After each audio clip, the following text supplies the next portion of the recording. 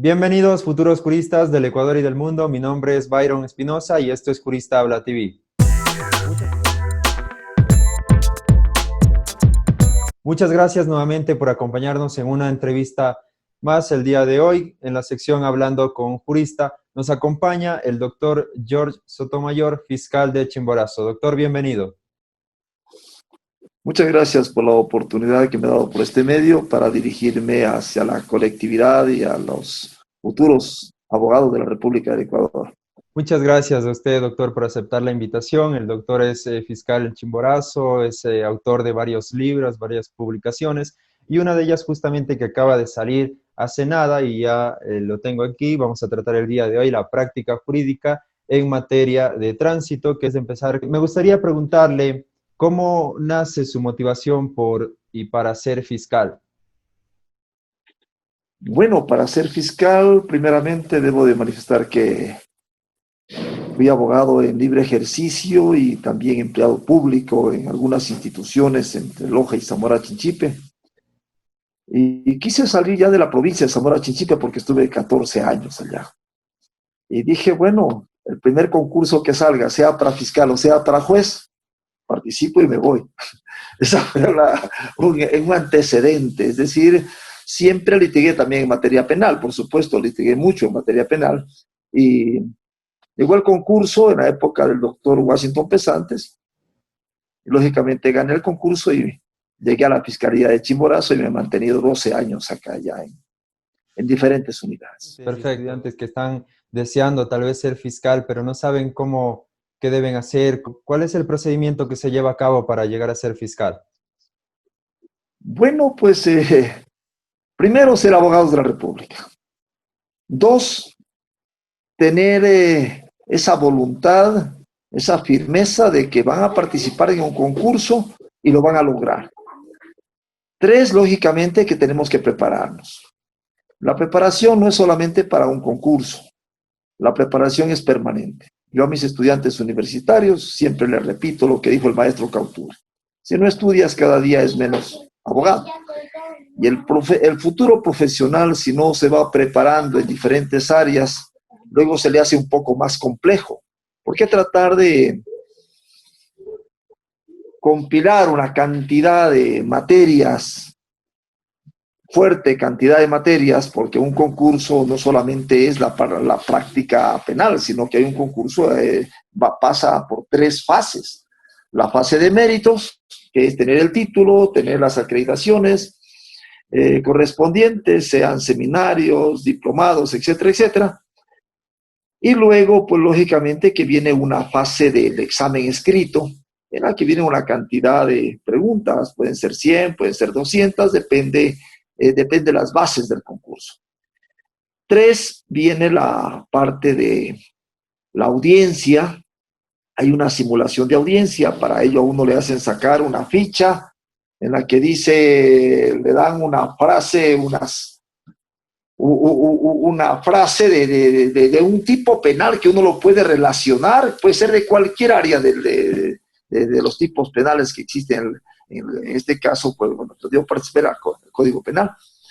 Y de ahí le dicen, a ver, desarrolle. Usted va a hacer una audiencia de formulación de cargos, usted va a hacer una audiencia de juicio, usted va a hacer, en este caso, un procedimiento directo. Es decir, en estos momentos hay que inventarse nombres, inventarse peritos, inventarse todo que se vaya engranando en lo que vaya a hacer en la audiencia.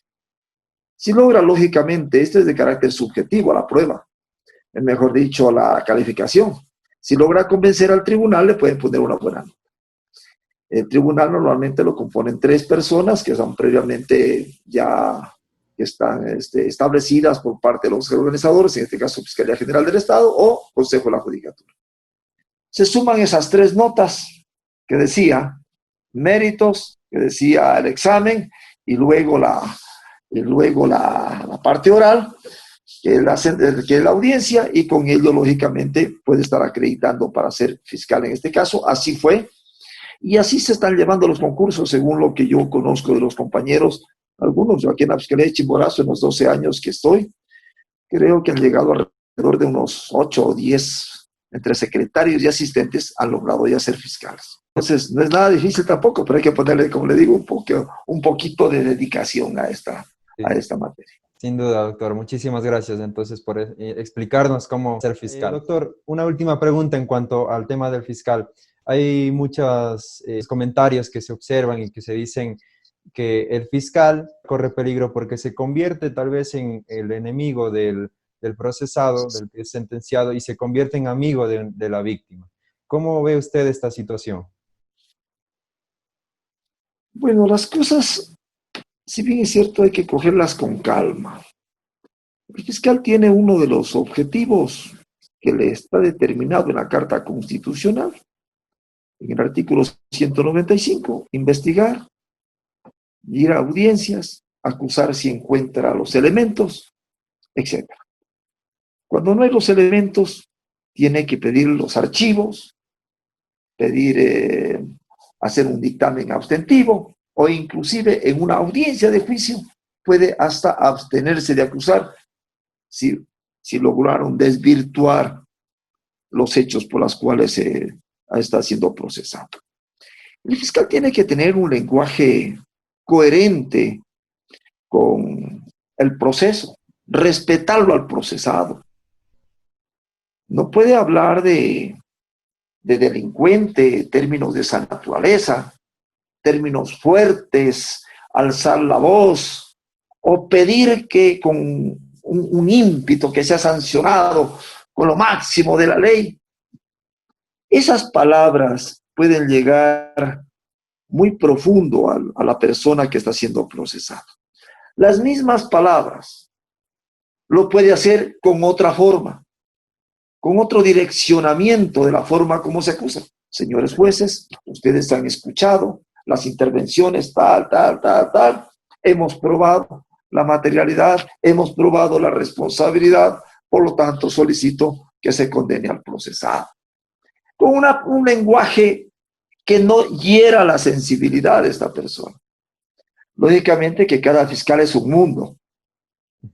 El apasionamiento. Y si usted dice una frase muy fuerte en esos momentos que son de tensión para esta persona, se está ganando un enemigo que puede lógicamente después desquitarse con el fiscal, con los parientes, etcétera, etcétera.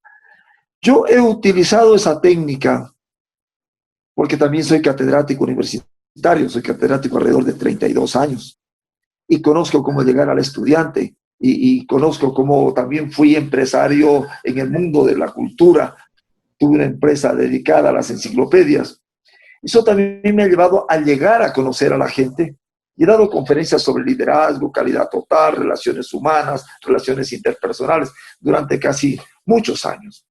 Entonces, tengo esa posibilidad de poder llegar con otras palabras ante el tribunal y lograr, lógicamente, las pretensiones y muchas de las veces, cientos de veces, las sentencias condenatorias. Entonces, es el mecanismo. Ahora, si bien es cierto, no sabemos qué vaya a pasar con las personas que están en el auditorio, que están escuchando la audiencia. Pueden ser papá, mamá, hermanos, amigos, depende del aforo. Bueno, ahora por este asunto, por el asunto del aforo, no entran muchos, entran los que son.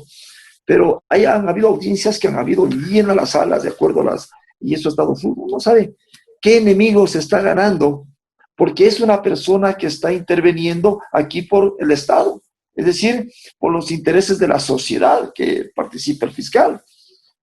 Entonces nosotros, por esa razón, llevamos los casos y, lógicamente, como le digo, con todo tino.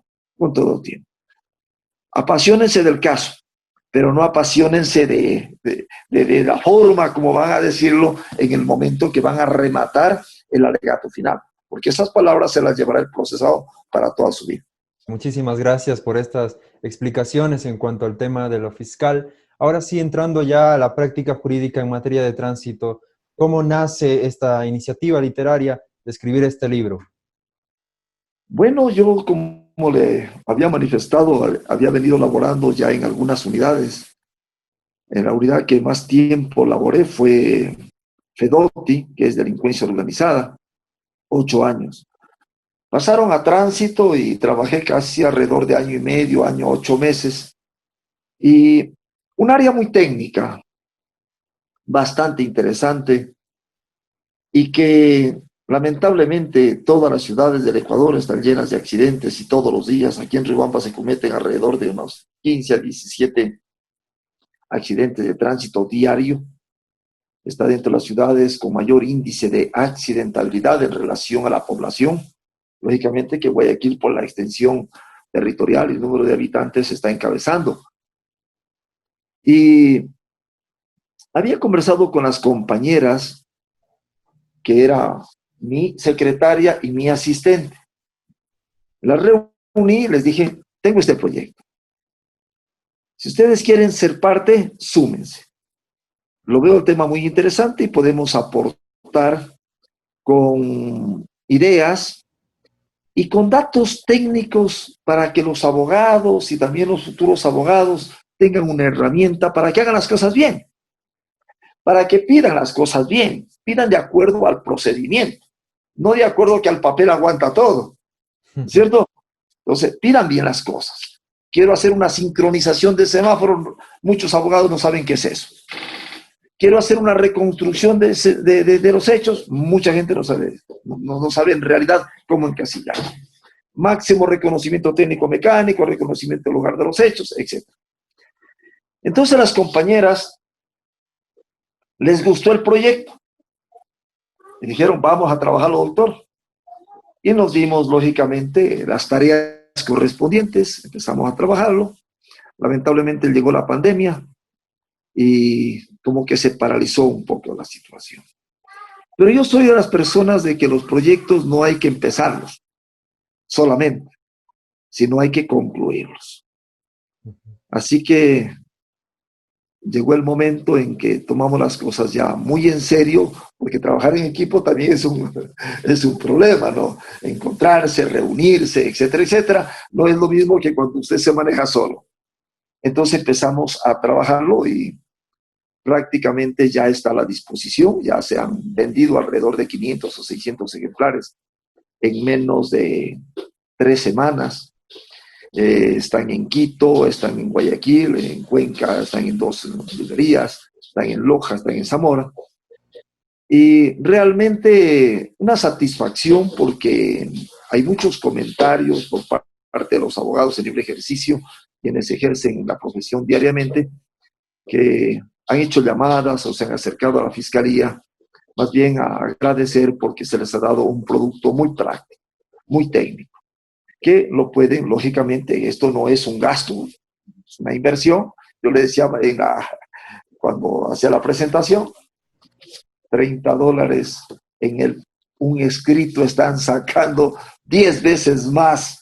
Y lógicamente que esto es para, como les digo, hacer las cosas enmarcados en el debido proceso, un excelente procedimiento, no tener problemas de ninguna naturaleza en la tramitación de un caso, y lógicamente que es una buena herramienta.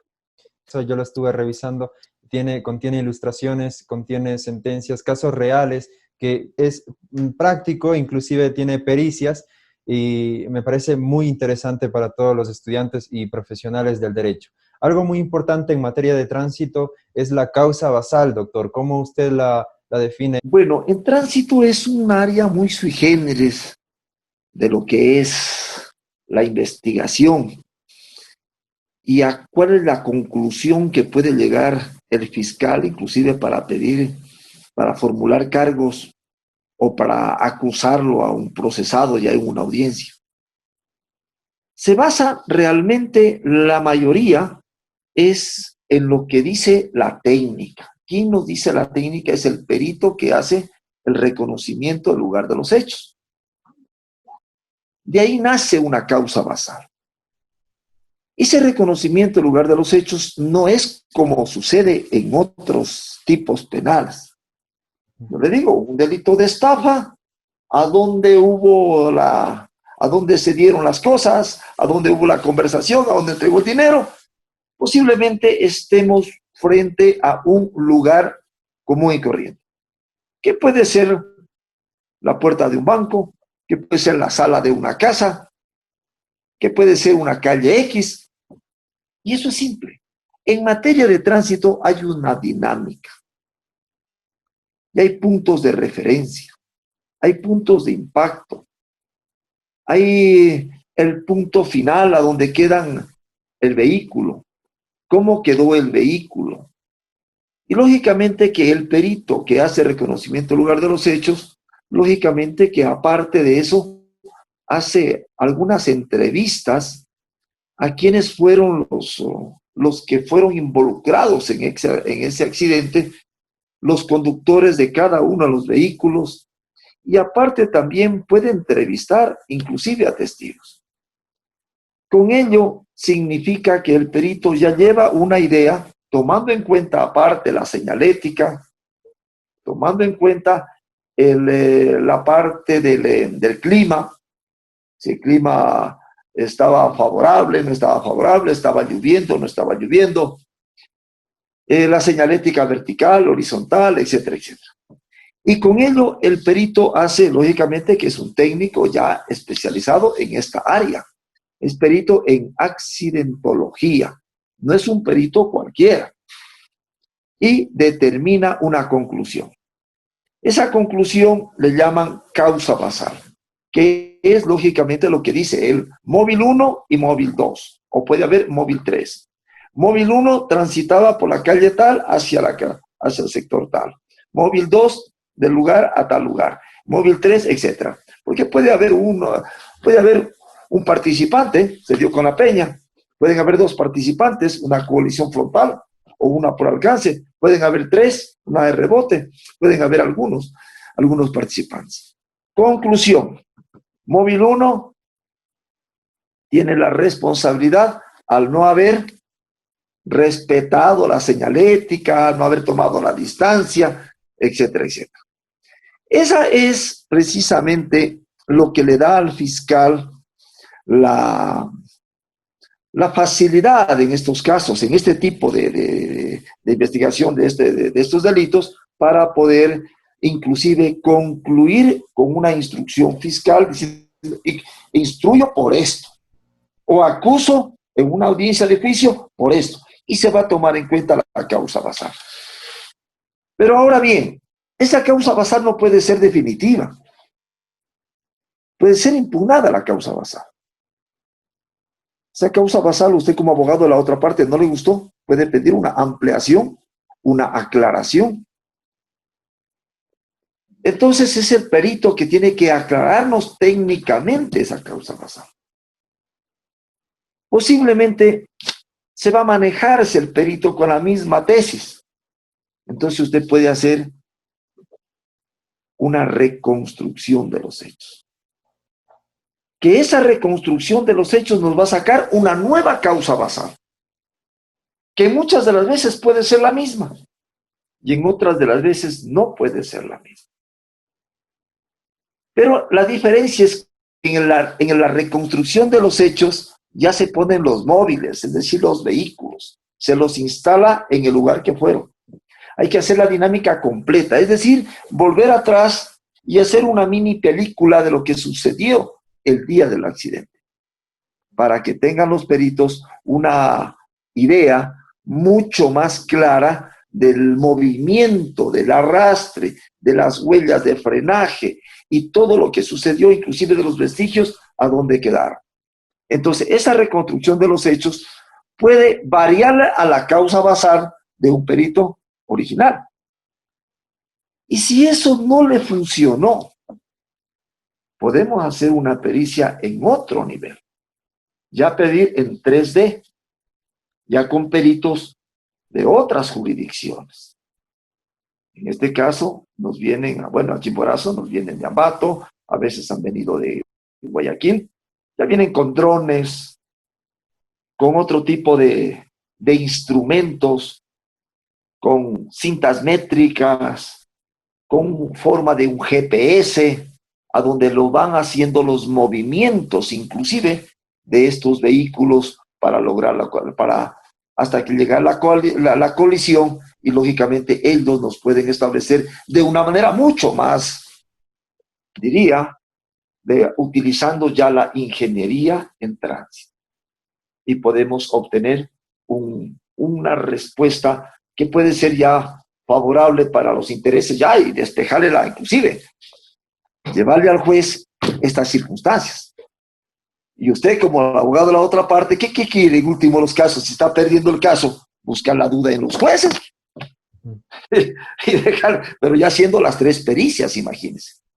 Lugar de los hechos, reconstrucción de los hechos y la pericia en 3D, que es una pericia mucho más técnica, como le decía, utilizando muchos otros elementos muy diferentes a los que maneja un perito normalmente de acá, en este caso de las ciudades como es Cuenca o como es Riobamba, que no utilizan todavía los peritos esta tecnología, sino hay la unidad especializada en accidentología, que es Javier de Guayaquil llamada.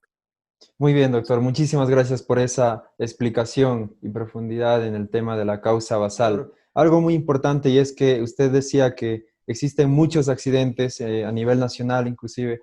¿Estos accidentes se deben a una falta de cultura? Bueno, en realidad usted tiene mucha razón. Hay una falta de cultura inmensamente grande. Tenemos antecedentes muy nefastos en el Ecuador, en el sentido de que sindicatos de choferes, escuelas de conducción, no se pusieron la camiseta del Ecuador, ni siquiera de su institución, porque se trata de, en primer lugar, capacitar bien. Porque una persona que no esté bien capacitada y salga y conduzca una máquina, lógicamente que es un peligro en cualquier parte del Ecuador y a cualquier habitante del mismo. Eso sabían inclusive sindicatos en el Ecuador, que tenían agentes vendedores de licencias y que cubrían ante la Federación Nacional de Choferes, que tenían los cupos, que les entregaban los cupos a los sindicatos. Es decir, hacían malabares para que les den 600, 800, 1000 cupos en cada semestre o cada vez que terminaban el año lectivo. ¿Cuántos estudiaban? Ahí viene la pregunta. ¿Cuántos estudiaban presencialmente? Ahí viene la pregunta. Ese es uno de los problemas. Las escuelas de conducción, bueno, ahora están un poco más vigiladas por parte de la agencia de tránsito, pero falta todavía. Yo fui docente de una escuela de conducción de la Politécnica, de acá de Chimborazo, 2 años. Conduespoy se llama. Y yo hablaba de esto, inclusive con las autoridades, para que se exija que los sindicatos hagan el trabajo. ¿Se exija a quién? A la agencia. Porque en este caso la universidad se tomó muy en serio y está bien. Perfecto. Enseñanza de la ley, del reglamento, de mecánica, primeros auxilios, inclusive inglés. Y también hay una materia de psicología. Correcto, porque salen conductores para asistir a turistas nacionales e internacionales. Pero en la misma fórmula, yo les decía que hay que exigir para que la agencia de tránsito controle y les caiga, pues, de sorpresa, haga las vigilancias en las aulas. A ver, ¿cuántos matriculados tienen ustedes para este paralelo? 60. ¿Cuántos están? 20. ¿Qué pasó? Y tienen que clausurarse con el respeto y la consideración que tenga. Inclusive tengo amigos que son secretarios generales de los sindicatos. Entonces, una de las situaciones, la falta de conocimiento.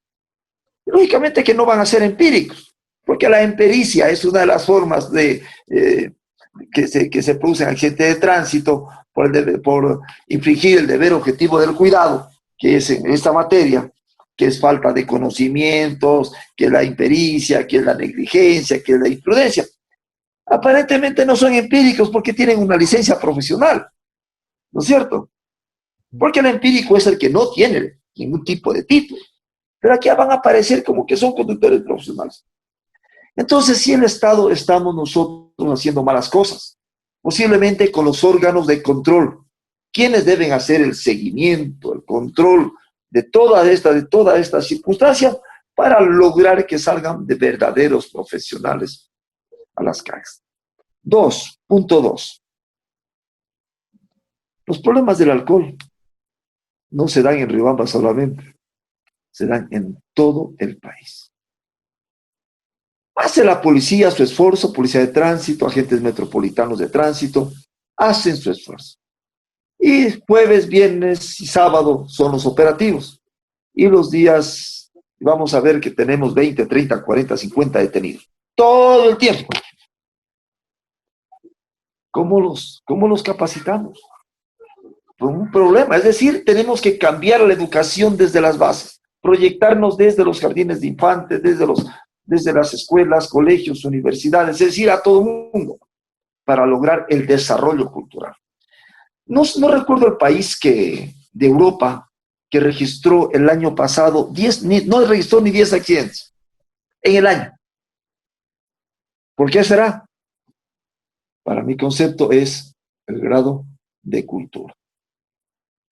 No pitar de adrede, todo el mundo pita. Le importa un comino el ciudadano, el niño, el anciano, le pita de todo. Un mal pito puede hacerlo asustar a alguien y hacer un accidente. Así nomás. Cultura en todo. Entonces, si logramos esto cambiar desde las bases, desde la Dirección de Educación, Ministerio de Educación, meterla ya en materia de tránsito dentro de la parte de la obligatoriedad de la enseñanza desde las escuelas, podemos ver de aquí a 20 años los resultados. ¿Se escucha? De aquí a 20 años. Mientras tanto, démosles por los medios de comunicación, démosles por la radio, démosles por todos los medios. Y la Agencia Nacional de Tránsito está pendiente de estos sindicatos, de estas escuelas de conducción, haciendo las batidas y si hay que clausurar, clausurando, etcétera, etcétera, con la finalidad de poder mejorar la cultura de la gente. Muy bien, doctor. Muy interesante esa propuesta que usted tiene desde la educación, salir estas bases para erradicar de cierta manera o disminuir lo que viene siendo esta falta de cultura que tenemos en el área de tránsito. Pues bien, estos son un poco de todos los temas que se abordan dentro de este libro, La práctica jurídica en materia de tránsito. Doctor, una última para finalizar ya, una recomendación que usted puede dar para los estudiantes de Derecho. Bueno, como les digo a todos mis estudiantes, como les decía, yo soy docente de casi de carrera, trabajé en la Nacional de Loja, en la Ecológica Politécnica de Cariamanga, un tiempo en la extensión de la Universidad Técnica Particular de Loja con la extensión Zamora, acá en Riobamba en la Uniandes y también en la Politécnica, como le decía con mi esposo. A todos mis estudiantes les digo, actitud mental positiva, fíjense una meta, piensen que esta es una carrera muy honorable, la carrera de Derecho es una de las carreras apasionantes en la que tenemos la oportunidad de ayudar a la gente a solucionar sus problemas, pero piensen que todo eso lo van a hacer con ética, lo van a hacer bien las cosas, no piensen en graduarse solo para obtener de pronto el dinero o lo que se cobra por parte de los juicios, piensen más bien en que van a hacer las cosas bien, en que los futuros clientes se queden agradecidos por lo que ustedes trabajaron bien, en que sean responsables, no piensen en hacer pícaros o sinvergüenzas a futuro como vemos abogados en el camino que nos han desacreditado la profesión. Ese es el mejor consejo que les puedo dar. Pensar en llegar a obtener la meta y cuando tengan la meta hacer las cosas bien, con toda responsabilidad, con todo el entusiasmo y lógicamente pues, uno va a cobrar sus honorarios, pero igual siempre con la mesura del caso, de tal manera que ustedes sean felices. La plata no es todo en la vida. Enriquecerse con un solo caso, quitándole todo a la gente o hasta quitándole la casa, el carro. ¿Por qué? Porque soy abogado y lo engañé. Eso no es felicidad. La felicidad es cuando uno ha hecho las cosas bien y ha servido a la humanidad, al prójimo, al barrio, a la casa, a la familia, con todo corazón. Eso es lo mejor que podemos tener como seres humanos. Y sobre todo, doctor, si nos deja este espectacular aporte para nosotros, muchísimas gracias, doctor, porque estoy seguro que esto nos va a ser muy útil dentro de lo que es la vida profesional, para los que ya estamos a punto de graduarnos y para aquellos que también están en vías de ese mismo camino. Tomar en cuenta que la preparación constante es lo mejor que tiene el futuro abogado y el abogado. Clauture ya lo dijo.